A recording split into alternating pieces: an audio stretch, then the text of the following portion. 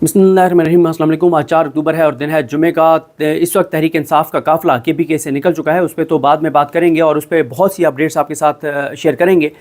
लेकिन एक बहुत बड़ी खबर सामने आई है और वो ख़बर ब्रेक की है। हमारे दोस्त हैं, हमारे सीनियर हैं, मियाँ अकील अफजल, चैनल 92 से वाबस्ता हैं और सुप्रीम कोर्ट रिपोर्टर्स एसोसिएशन के सदर हैं। उन्होंने जो ख़बर ब्रेक की है, उन्होंने ये इंकशाफ किया है कि काजी फ़ाइज़ ईसा साहब ने हुकूमत को कम्युनिकेट कर दिया है और ये वाज़े कर दिया है कि जस्टिस काजी फ़ाइज़ ईसा जो हैं वो आईनी अदालत के सरबराह नहीं बनेंगे।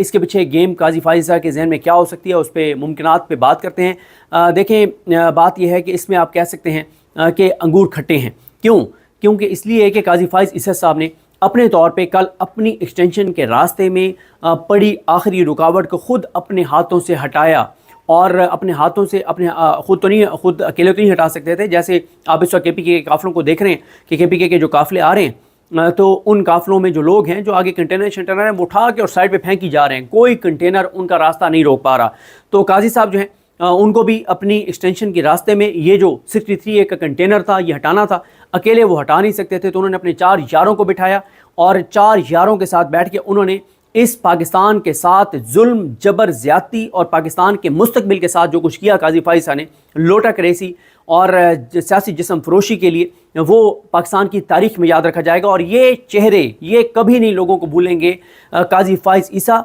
Justice Aminuddin Khan, justice Jamal Khan Mandokhail, justice Naeem Akhtar Afghan और जस्टिस मज़हर आलम मियां खेल, मतलब इन 5 जजेस ने बैठ के सियासी जिस्म फरोशी को अलाउ किया, हुकूमत को ये रास्ता फराहम किया कि PTI के MNAs को उठाओ, उनके बच्चों को उठाओ, उनकी बीवियों को उठाओ, उनकी बहनों, बेटियों, माओं, बहनों, किसी को ना छोड़ो, जिसको उठा सकते हो उठाओ, उठा के और उसको वोट देने के लिए मजबूर करो, उसका वोट काउंट होगा। क्योंकि जो एक तारीखी फ़ैसला दिया था उमर बंदियाल साहब ने, एजाजुल एहसन साहब ने, मुनीब अख्तर साहब ने, वो तारीखी फ़ैसला यही था कि इन लोटों का, इन सियासी जिस्म फरोशों का, इन घटिया, मकरूह, नीच, गलीज़, गंदे लोगों का वोट जो है काउंट नहीं होगा। जो इतना घटिया इंसान है, जो इतना गलीज़ और मकरूह इंसान है, जो इतना जो है वो क्या लफ्ज़ में इस्तेमाल करूँ, जो भी आप इस्तेमाल कर सकते हैं आप खुद कर लें, कि जो वोट तो लेता है एक जमात के मंशूर पर, उस जमात के वोटर्स को कहता है कि मुझे वोट दो, मैं इस जमात का नुमाइंदा हूँ, और बाद में उसी जमात की पीठ में छुरा घोंपता है। तो ऐसे शख्स के साथ तो कि मतलब ये तो बहुत कम है कि उसका जो है वो वोट काउंट ना हो। ऐसे लोगों के लिए देखें, दुनिया भर में इन चीज़ों के लिए कवानीन सख्त हो रहे हैं और जहाँ पे इन चीज़ों को अलाउ है वहाँ पे पाकिस्तान जैसे हालात नहीं हैं। उन मुल्कों में किसी असूल पे कोई खड़ा होकर और फ्लोर क्रॉस करता है, वहाँ पे इसलिए कोई फ्लोर क्रॉस नहीं करता कि उसकी कोई नंगी वीडियो उसको दिखा दी गई है, उसकी कोई वीडियो, उसकी कोई ऑडियो सुना दी गई है, उसकी करप्शन की फाइल उसको दिखा दी गई है, या उसकी बीवी को उठा लिया गया, या उसकी बहन, बेटी, उसकी माँ को उठा लिया गया, उसके बच्चों को उठा लिया गया, या उसको मैसेज किया गया कि हमें पता है कि तुम्हारे बच्चे कहाँ पढ़ते हैं, इस स्कूल में पढ़ते हैं, इस क्लास में पढ़ते हैं। ये वहाँ पर नहीं होता। जिन मुल्कों में अगर कोई असूल पर खड़ा होकर वोट देता भी है, फ्लोर क्रॉस करता भी है, पूरी दुनिया में जहाँ पे ये लानत है वहाँ पे कवानीन सख्त हो रहे हैं। वहाँ पे चोरी, डकैती, लूटमार, करप्शन के लिए कवानीन सख्त हो रहे हैं। और यहाँ पे काजी फ़ाइज़ ईसा बैठ के क्या कर रहे हैं, उन्होंने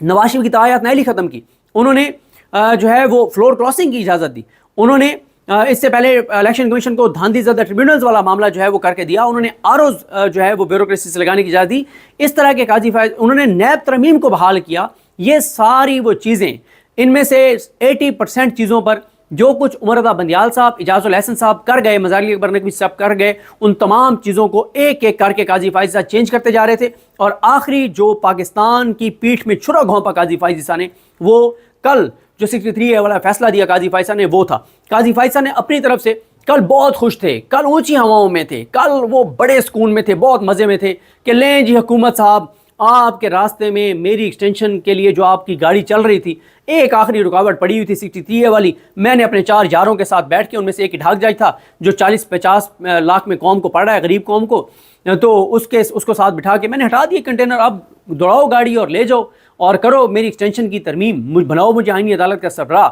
लेकिन अब मियाँ अकील अफजल साहब की खबर ये है कि काजी फ़ाइज़ ईसा साहब जो हैं उन्होंने कहा है कि वो आईनी अदालत के सरबराह नहीं बनेंगे। काजी साहब ने क्यों कहा? क्योंकि काजी साहब ने जब कल रुकावट हटाई उस वक्त तो काजी साहब को ये था, और ये एक ब्लफ भी था, कि हुकूमत ने मौलाना फजल रहमान साहब को कहा कि मौलाना साहब आपने अब साथ देना नहीं देना, हम तो आईनी तरमीम करने जा रहे हैं काजी फ़ाइज़ ईसा के लिए, तो आप तो पछताएंगे मौलाना साहब, आप तो खाली हाथ रह जाएंगे, देखें हमने तो कर तो फिर भी लेनी है। लेकिन इसके बावजूद मौलाना फजल रहमान साहब ने कल इनकार कर दिया। देखिए, मौलाना साहब के इनकार के बाद इस वक्त तक तो बहुत मुश्किल हो गया है, بہت مشکل ہو گیا ہے کیونکہ تحریک انصاف نے بھی زبردست اپنے کارڈز اب تک کھیلے ہیں. اگر اب بھی ان کا کوئی بندہ ٹوٹ جاتا ہے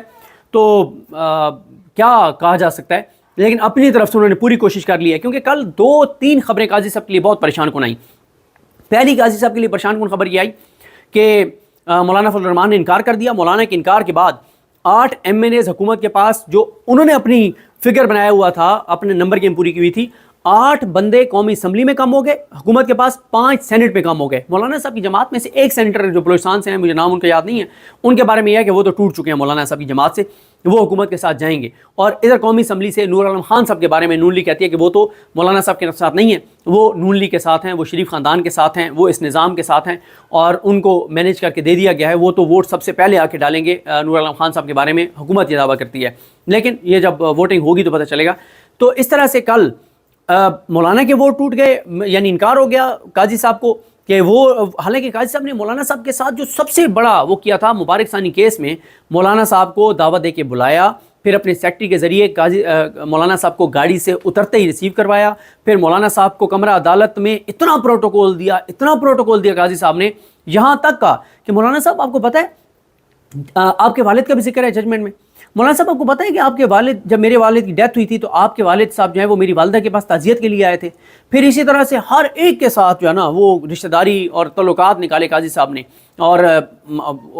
مطلب وہ کیونکہ ایک بلینڈر کار بیٹھے تھے مبارک ثانی کیس میں, اس بلینڈر کو چھپانا تھا, تو اس کے لیے سارے علماء کے ساتھ جو ہے نا وہ کسی کے ساتھ کوئی تعلق تو کسی کے ساتھ کوئی تعلق, تو یہ ساری چیزیں نکالتے رہے. مطلب شاہ احمد نورانی صاحب کے بارے میں کہتے ہیں ہاں ان کے پاس میں وہ فلاں مسجد میں گیا تھا, اور اچھا آپ وہ مفتی شیر خان صاحب کو کہتے ہیں, بھیرا والے جو ہیں مفتی شیر خان صاحب بڑی پیاری شخصیت ہیں, ان کو کہتے ہیں, انہوں نے کہا میں عمرے سے آیا ہوں, تو میں وہاں پہ سدیس صاحب جو ہے وہ جماعت کروا رہے تھے, تو نماز کے دوران میرے ذہن میں ایک شعر آیا, اور وہ انہوں نے وہ اقبال کا شعر وہ پڑھا. اچھا سدیس صاحب اب بھی ہیں, میں نے 40 سال کی عمر میں حج کیا تھا, تو میں وہاں پہ ان کے پیچھے میں نماز پڑھی ہر ایک کے ساتھ. ایک مفتی صاحب کو کہتے ہیں, انہوں نے کہا جی میں کوئی انہوں نے مسجد بتائی KPK کی, پشاور کی کوئی بڑی معروف مسجد ہے بہت پرانی, تو کہتے ہیں ہاں وہ اس کے ساتھ ایک فلاں چوک ہے, وہاں میرے والد صاحب نے خطاب کیا تھا, اور میرے والد صاحب کہتے ہیں کہ میری زندگی کا بیسٹ خطاب وہ تھا کہ جب میں گیا تھا میں نے خطاب کرنا شروع کیا تو لوگ قائد اعظم کے خلاف یا پتہ نہیں پاکستان بننے کے خلاف تقریریں کر رہے تھے, جب میرا خطاب ختم ہوا تو زندہ باد کا نعرہ لگ رہے تھے اور لوگ حمایت میں کھڑے ہو گئے, اور اس طرح کی باتیں. تو اس کے بعد قاضی صاحب نے مولانا صاحب کو چیمبر میں بلایا اور ان کو کہا آپ فیصلہ لکھ دیں, جو فیصلہ آپ لکھ دیں گے ہم دستخط کر دیں گے اور کوئی مسئلہ نہیں, کیونکہ اس میں بھی دستخطی جج جو ہے ان کے ساتھ بیٹھے ہوئے تھے, جن میں سے ایک امین الدین خان صاحب تھے. تو اب قاضی صاحب جو ہیں انہوں نے قاضی صاحب نے یہ سارا کچھ کر لیا, لیکن مولانا نے بھی انکار کر دیا. دوسرا 2 لوگ جو حکومت دعویٰ کر رہی تھی کہ انہوں نے مینیج کیا ہوئے ہیں تحریک انصاف کی, وہ دونوں چودھری الیاس صاحب اور عادل بازئی, ان کے حوالے سے ریفرنس بھیج دیا, تو یہ بھی واضح ہو گیا کہ وہ 2 بھی ٹوٹ گئے. تو اس سے بڑی کیا خطرناک خبر ہو سکتی ہے کہ جو بندے PTI کے توڑے ہوئے تھے ان میں سے بھی 2 ٹوٹ گئے ہیں. پھر اسی طرح سے کل ججز کا ایک اجلاس بھی ہوا ہے جس کی ابھی تک تفصیلات سامنے نہیں آئیں, وہ ہنگامی اجلاس میں کیا ہوا ہے, 8 جج تھے, 10 تھے, 12 تھے, کیا تھا وہ بھی خبر آئی. تو قاضی صاحب کو اب اگر تو یہ قاضی صاحب دیکھیں, قاضی صاحب کا مسئلہ یہ ہے, قاضی صاحب جو ہے وہ جھوٹ بھی بہت زیادہ بولتے ہیں, بہت غلط بیانیاں کرتے ہیں. تو یہ ایک اور جھوٹ بھی ہو سکتا ہے, کیونکہ اس سے پہلے آپ دیکھیں نا کل انہوں نے ایک بہت بڑا جھوٹ بولا, اتنا بڑا جھوٹ بولا کہ ایک قاضی کو جس نے قرآن مجید پہ حلف دیا ہوا ہو, جو اللہ نے اس کو اتنے بڑے منصب پہ بٹھایا ہوا ہو, وہ اتنے بڑے منصب پر بیٹھا ہو, جو لوگوں کی زندگی اور موت کے فیصلے کرے, اور جو سب سے زیادہ دعوے کرے. جب قاضی صاحب نے نا اسلامی نظریاتی کونسل والوں سے ملاقات کی چیمبر میں, انہیں کہتے ہیں آپ مجھے بتائیں پاکستان کی 77 سالہ تاریخ میں کوئی ایسا چیف جسٹس آیا ہے جو قرآن مجید کے اور اپنا احادیث کے اتنے حوالے دیتا ہوں اپنے فیصلوں میں جتنے میں دیتا ہوں؟ یہ کوئی بات ہے کہ آپ اپنی زبان سے ہی بات کر رہے ہیں, آپ ریاکاری اور آپ دین کی آڑ میں یہ چیزیں فیور لینا چاہ رہے ہیں. اور آپ بھائی ہاں اگر قاضی صاحب قرآن آیات کے حوالہ دیتے ہیں, احادیث کا حوالہ دیتے ہیں, شریعت کے حوالے دیتے ہیں, اسلامی حوالے دیتے ہیں, تو ہم لوگ تعریف کریں, یہ کوئی اور تعریف کرے کہ یار قاضی صاحب کی کیا بات ہے. یہ کیا کہ اگر ایک بندہ 5 وقت کی نماز پڑھتا ہے تو وہ کہے اور بتاؤ نا کتنے لوگ آ کر 5 وقت کی نماز پڑھتے ہیں, بتاؤ نا کتنے لوگ مسجدوں میں جاتے ہیں, میں تو 5 وقت مسجد میں جاتا ہوں. یہ کوئی بات ہے؟ کوئی بندہ اپنے منہ سے اپنی زبان سے بات کر سکتا ہے؟ کوئی کسی بندے میں اگر عقل ہو, تھوڑی سی اس کے اندر شعور ہو, وہ بندہ ہی بات کر سکتا ہے کہ آپ کہہ رہے ہیں کہ میں سب سے زیادہ قرآن آیات کے حوالے دیتا ہوں؟ یہ کوئی بات بتانے والی ہے؟ تو آپ یہ ساری باتیں جو ہیں وہ کرتے ہیں. اچھا اور جھوٹ آپ نے کیا بولا, آپ نے کل کہا مجھے تو نہیں پتا یہ آئینی ترمیم شرمیم کا, کوئی خدا کا تھوڑا سا تو خوف کر لیں قاضی صاحب. ایک جوڈیشل کمیشن کے اجلاس میں 3-4 ماہ پہلے اجلاس شروع ہوا، ساتھ ہی انہوں نے کہا، اعظم علی طرر نے، وزیر قانون نے، کہ ہم ایک جوڈیشل پیکیج لا رہے ہیں، ہم ایک آئینی ترمیم لا رہے ہیں، ساتھ ہی آپ نے اجلاس ختم کر دیا۔ منٹس میں لکھا ہوا ہے، میٹنگ منٹس میں لکھا ہوا ہے کہ اس وجہ سے ہم نے اجلاس مؤخر کر دیا۔ پھر آپ نے 3-4 ماہ بعد اجلاس کیا، اس سے منیب اختر صاحب واک آؤٹ کر گئے۔ کیوں؟ منیب اختر صاحب نے کہا بلائیں، کہاں ہے وزیر قانون؟ اس نے کہا تھا کہ وہ آئینی ترمیم لا رہے ہیں۔ کیا آئینی ترمیم لا رہے ہیں؟ آپ بتائیں نا کیا ہوا ہے اس کے اوپر؟ اس کے اوپر منیب اختر صاحب واک آؤٹ کر گئے، نہیں بیٹھے منیب اختر صاحب۔ پھر قاضی صاحب نے اتنا بڑا یہ جھوٹ اور غلط بیانی کی کہ مجھے تو پتہ ہی نہیں ہے کہ کوئی آئینی ترمیم آ رہی ہے۔ مطلب اس سے زیادہ جھوٹ کیا ہو سکتا ہے کہ آپ نے صحافیوں سے یہ اڈہاک ججز یا پتہ نہیں جس دن یہ 9 سپٹمبر فل کورٹ کا تھی عدالتی سال کا آغاز تھا، ادھر صحافیوں کو انہوں نے کہا کہ میں ایکسٹینشن نہیں لوں گا، صحافیوں نے چلا دیا کہ قاضی فائزہ کا ایکسٹینشن لینے سے انکار۔ اس کے بعد آپ نے ایک پریس ریلیز جاری کی قاضی صاحب، جو وہ ابھی بھی سپریم کورٹ کی ویب سائٹ پہ پڑھی ہوگی، یا پورے انٹرنیشنل پورے پاکستانی میڈیا نے رپورٹ کیا تھا، سوشل میڈیا نے رپورٹ کیا تھا، ڈیجیٹل میڈیا نے رپورٹ کیا تھا، جس میں قاضی صاحب نے پریس ریلیز جاری کروا کے کہا تھا کہ یہ غلط رپورٹ کیا گیا ہے، سوال مجھ سے یہ ہوا تھا، میں نے یہ جواب دیا تھا، اور اس میں آپ نے بتایا کہ ایکسٹینشن تو میں نہیں لے رہا، لیکن ہاں اگر تمام ججز کی عمر بڑھا دی جاتی ہے تو مجھے کوئی مسئلہ نہیں ہے۔ پھر اس کے بعد آپ جو ہے، آپ تو گیم میں تھے، آپ تو کل تک گیم میں تھے کہ آپ نے آئینی عدالت کا سربراہ بننا ہے۔ آج آپ کو جب نظر آیا کہ حکومت کے پاس نمبر گیم پورا نہیں ہو رہا، آپ کو نظر آ رہا ہے کہ پی ٹی آئی نے ماحول بنا دیا، پی ٹی آئی سڑکوں پر نکل آئی ہے، کانپیں ٹانگ گئی ہیں، تو آپ جو ہے، اور پھر اعظم علی طرر سے آپ نے ملاقات کی، اعظم علی طرر نے خود بتایا کہ وہ آپ سے ملے، اعظم علی طرر نے ٹی وی پہ بتایا ہوا ہے کہ وہ آج سے ملے اور یہ بات ہوئی، رانا سنولا نے ٹی وی پہ بتایا ہوا ہے کہ آپ کے ساتھ ملاقات ہوئی۔ اعظم علی طرر جو نواز شریف کا نمائندہ خصوصی ہے، جو ججز کو جس کے اوپر الزام ہے کہ وہ ججز کو مینیج کرتا ہے، وہ اسے ملاقات کا یہ آن ریکارڈ اعتراف ہوا ہے۔ اعظم علی طرر نے اعتراف کیا ہوا ہے کہ آپ سے ملے اور آپ کو بتایا کہ ہم ایک آئینی ترمیم لا رہے ہیں اور جوڈیشل پیکیج لا رہے ہیں۔ یہ باتیں تو سب کو پتہ ہیں، اور آج آپ کہہ رہے ہیں کہ آپ کو پتہ نہیں ہے، آپ نے غلط بیانی، آپ نے جھوٹ کیا۔ تو یہ جھوٹ پہلے بھی قاضی صاحب نے کہیں بولے ہیں، یہ بھی ایک جھوٹ ہو سکتا ہے، غلط بیانی ہو سکتی ہے قاضی صاحب کی۔ لیکن اگر یہ قاضی صاحب جو ہے وہ کہہ رہے ہیں تو اس کا مطلب یہ ہے کہ ان کا کوئی پس پردہ پھر شاید رابطہ ہوا ہے اور ان کو بتایا گیا ہے کہ سر نمبر گیم آپ کے لیے پوری نہیں ہو رہی، تو پھر قاضی صاحب کو یہ نظر آ رہا ہے کہ انگور کھٹے ہیں، تو کیونکہ انگور کھٹے ہیں تو اس لیے قاضی صاحب یہ بات کرنے جا رہے ہوں۔ اگر تو یہ بات ہے اور قاضی صاحب کو کمیونیکیٹ ہو گیا ہے کہ آئینی ترمیم نہیں ہو پا رہی، اگر تو یہ ہے تو پھر قاضی صاحب لیٹر بھی لکھ سکتے ہیں، اور قاضی صاحب لیٹر لکھ کے کہہ سکتے ہیں کہ کیس کے دوران یہ ہمارے سامنے بات آئی اور کہ اخبارات میں لگا ہوا ہے، پھر ہم نے اخبارات دیکھی تو ان میں لگا ہوا تھا، تو یہ میرے نوٹس میں بات آئی ہے اور یہ میں نے میڈیا پہ پڑھی ہے، فلاں اخبار میں پڑھی ہے، تو میں آپ کو لیٹر لکھ کے یہ بتا رہا ہوں کہ میں آئینی عدالت کا سربراہ بننے کے لیے انٹرسٹیڈ نہیں ہوں، اور میں نہیں بنوں گا آئینی عدالت کا سربراہ۔ اس کی وجہ وہی ہوگی کہ انگور کھٹے ہیں۔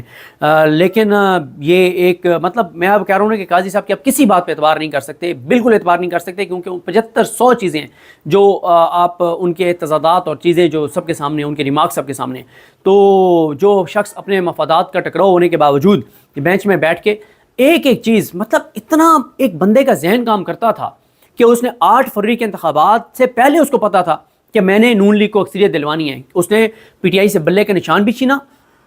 اس نے جو یہ کیا کہتے ہیں ان کو بیوروکریٹس، ان کو جو آر او لگایا تھا الیکشن کمیشن نے، ان کو سسپینڈ کر دیا تھا لاہور کورٹ نے، وہ آرڈر بھی انہوں نے چیلنج خود کروایا، جمعے والے دن بلا کے الیکشن کمشنر کو، رات کو انہوں نے جانا تھا اور ایئرپورٹ پہ دستخط کیے اس آرڈر کے اوپر۔